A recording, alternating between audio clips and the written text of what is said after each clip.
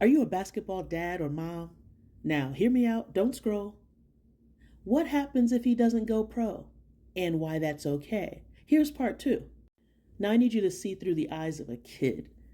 All he sees out there, in spite of what you might teach at home, is athletes everywhere. IG, TikTok, YouTube, TV.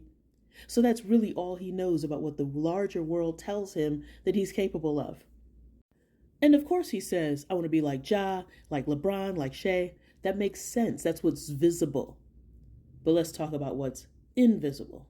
Because even if you yourself are a physician, he's still looking at outside of your house, and he's still normalizing what the society teaches him. That said, he doesn't just need role models in jerseys. He needs ones in button-downs, lab coats, and hoodies with company logos. Because if the only black success he sees outside of your house and on television and through screens is running a ball or jumping high, he'll think that's all he can do to win. You ever notice this? What, you may ask? Well, have you ever noticed that there are kids who can break down NBA stats but can't name one black software engineer? He can quote every shoe deal, but he doesn't know a single black architect, dentist, or cyber security expert. That's not because they're not out there, obviously. HBCUs graduate them every year, not to mention the thousands of other schools. It's because society is not really exposing them compared to the way that society exposes athletes. Your son is talented, but talent isn't the whole thing. He needs to see that being a civil engineer can build cities. A drone operator can film music videos and inspect bridges. A therapist can heal a whole generation. A chef, pilot, or nonprofit founder can lead just like a point guard, just in a different arena. And here's the kicker. Most of these careers pay well, have longevity, come with less public pressure, less injury risk, and more family time. And they still let him impact his community and show up with pride. What if we pushed boys to build tech startups the way we push them to perfect their jump shot?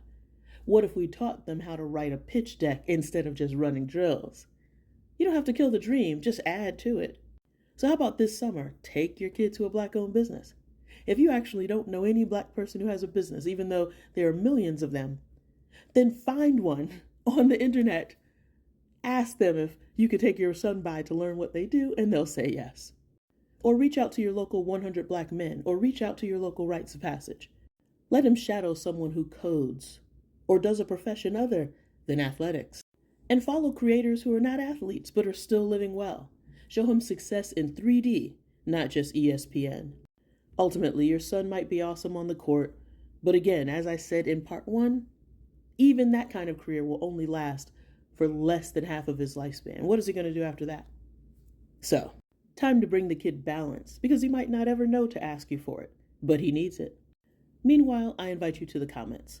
Drop a name of a young, black, successful man who's not an athlete. Let's give these boys more to see.